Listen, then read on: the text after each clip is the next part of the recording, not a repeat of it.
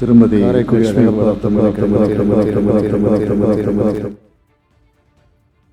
தமிழ் நூலகம் மற்றும் ஐயன் திருவள்ளுவர் சிலை திறப்பு விழா. இந்த இனிய நிகழ்ச்சியில்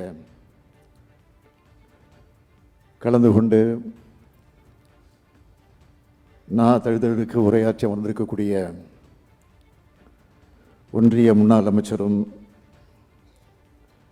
நாடாளுமன்ற உறுப்பினரும் காங்கிரஸ் இயக்கத்தினுடைய முதுபெரும் தலைவர்களில் ஒருவராக இருக்கக்கூடிய அண்ணன் ப. சிதம்பரம் அவர்களே,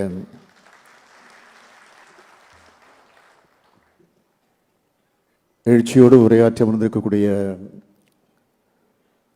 நம்முடைய மதிப்பிற்குரிய கவி பேரரசு வைரமுத்து அவர்களே, மாண்புமிகு அமைச்சர் பெருமக்கள் தங்கம் தென்னரசு அவர்களே, ரகுபதி அவர்களே, பெரிய கருப்பன் அவர்களே,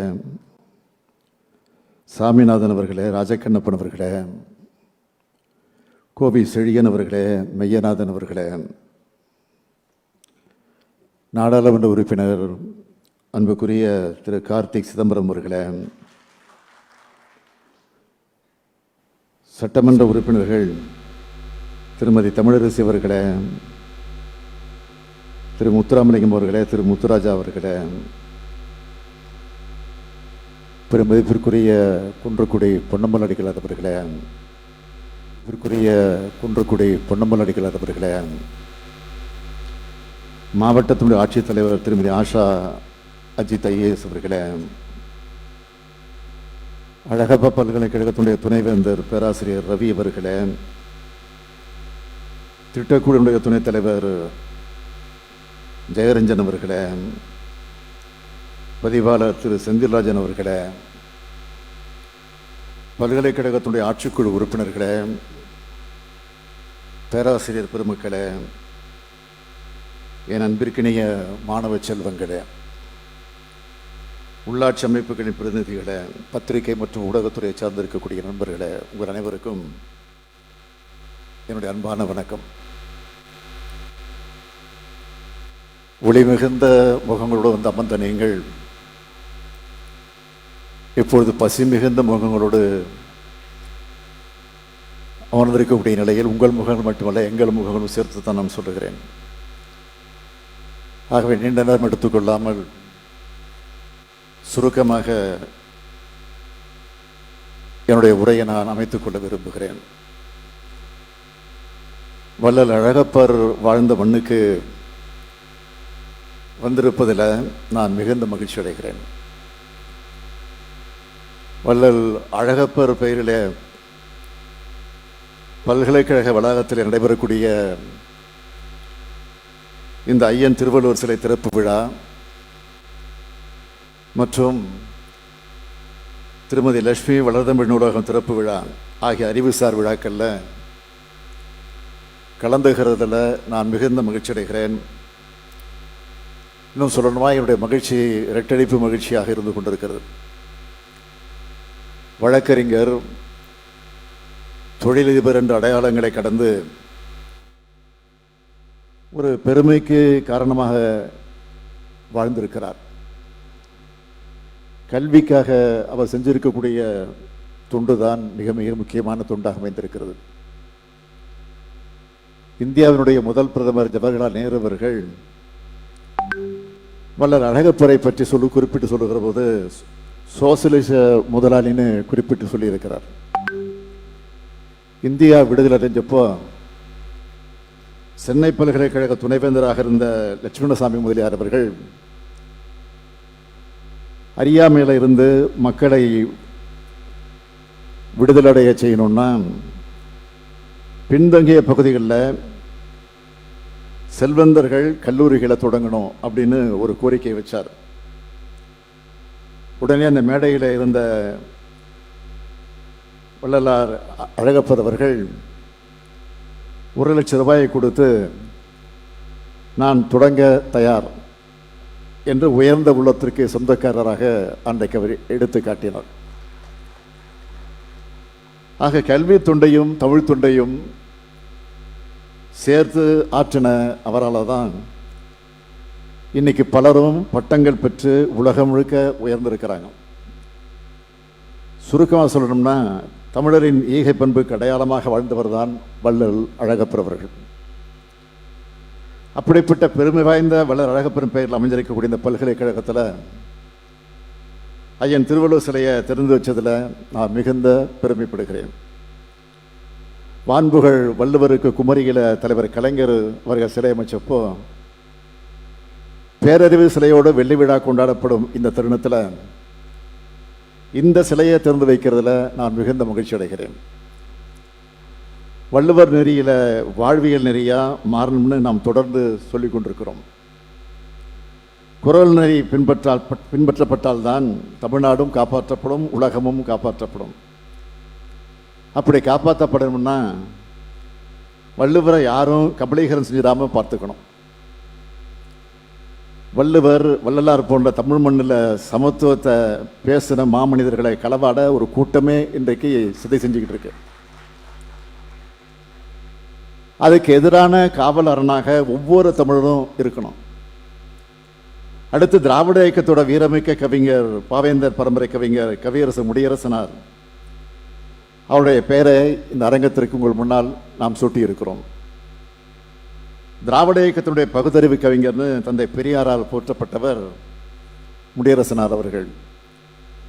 தலைவர் கலைஞருடைய நெஞ்சுக்கு நெருக்கமான கவிதை தோழர் அவர்.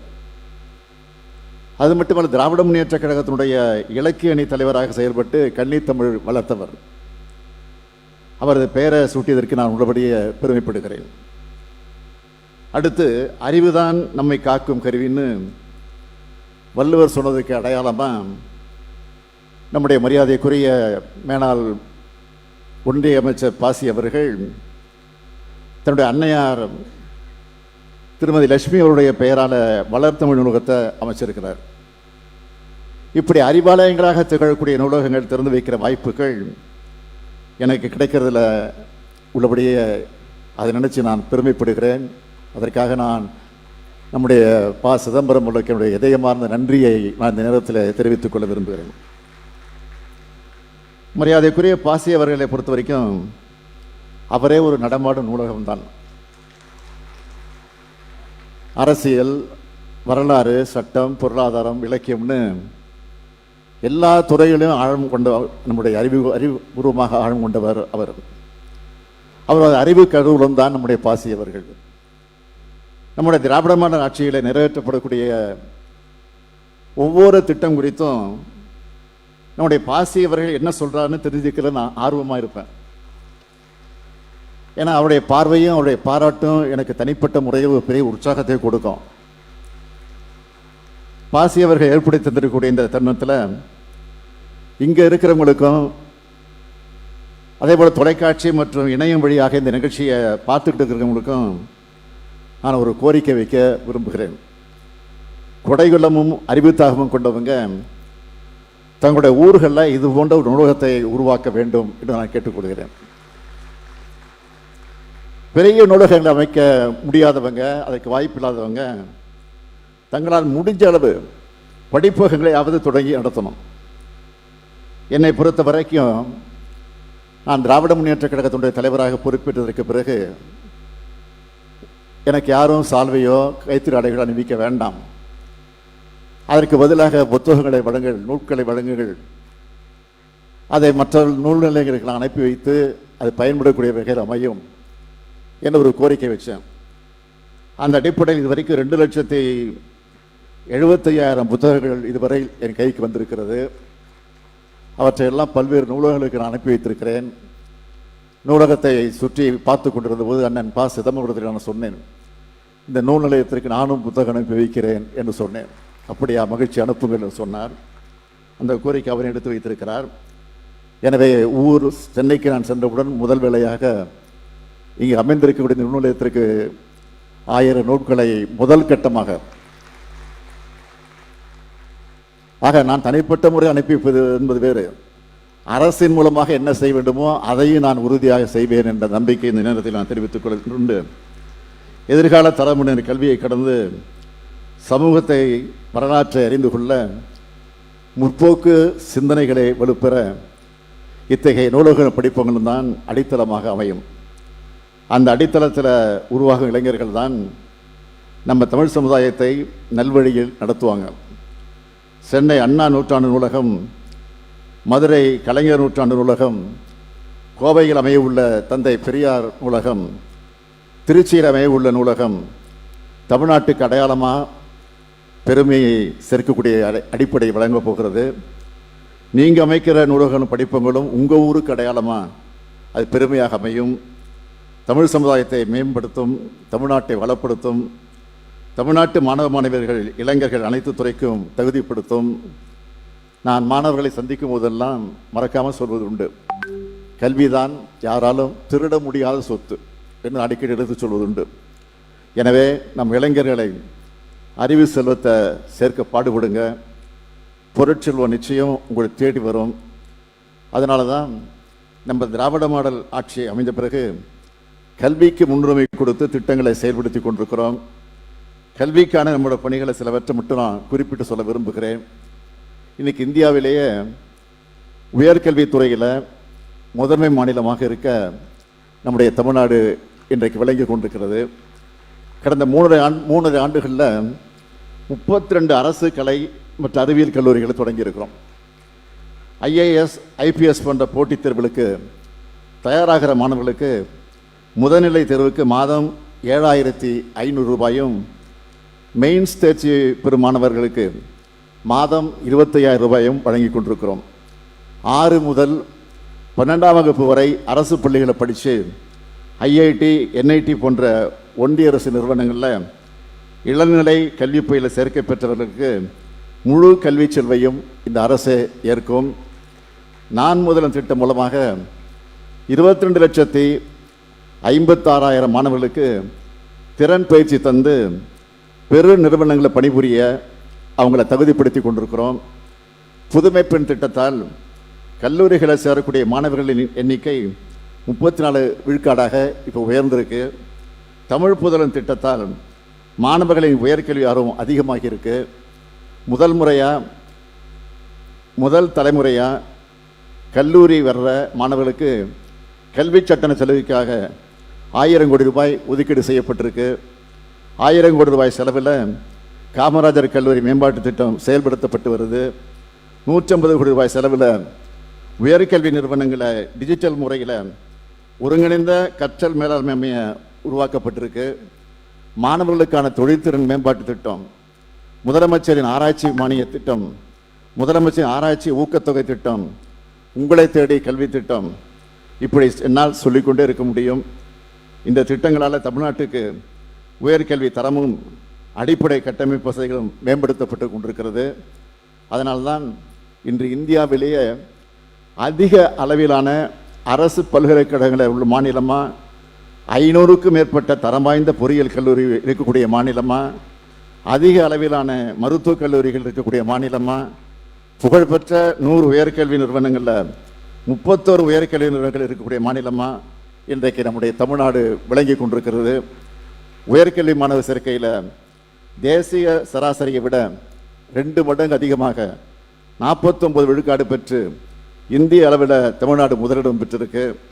இப்படி உயர்கல்வியில் உன்னதமான இடத்தை தமிழ்நாடு பெற்று இருக்கிறது என்றால் அதனால தான் பல்கலைக்கழகங்களின் நிர்வாகம் மாநில அரசோட முழு கட்டுப்பாட்டில் இருக்கணும். வேந்தர் பதவியில் மக்களால் தேர்ந்தெடுக்கப்பட்ட முதலமைச்சர் இருக்கணும்னு நம்ம சொல்கிறோம். பள்ளி முதல் உயர்கல்வி வரை ஒவ்வொரு மாணவருக்கும் பார்த்து பார்த்து திட்டங்களை உருவாக்கி செலவு செய்வது மாநில அரசு. பேராசிரியர் உள்ளிட்ட அனைவருக்கும் சம்பளம் கொடுப்பது மாநில அரசு. பல்கலைக்கழகங்களுக்கு தேவையான உட்கட்டமைப்பு வசதி ஏற்படுத்தி தர்றது மாநில அரசு. ஆனால் வேந்தர் பதவி மட்டும் ஒன்றிய அரசால் நியமிக்கப்பட்ட ஒருத்தருக்கா? அதுதான் என்னுடைய கேள்வி. அதனால தான் சட்ட போராட்டம் உள்ளிட்ட பல்வேறு போராட்டங்கள் இன்றைக்கு நாம் நடத்தி கொண்டிருக்கிறோம். மாநிலத்தோட கல்வி உரிமையை மீட்கிற அந்த பணியில் அது கிடைக்கிற வரைக்கும் இந்த சட்ட போராட்டங்களும் அரசியல் போராட்டங்களும் தொடரும் என்பதை சொல்லி இங்கே கூடியிருக்கக்கூடிய மாணவர்களுக்கு மீண்டும் என்னுடைய வாழ்த்துக்களை சொல்லி படிங்க படிங்க படிங்க, உயர்கல்வி ஆராய்ச்சி கல்வின்னு தொடர்ந்து படிங்கன்னு கேட்டு விடைபெறுகிறேன். நன்றி, வணக்கம்.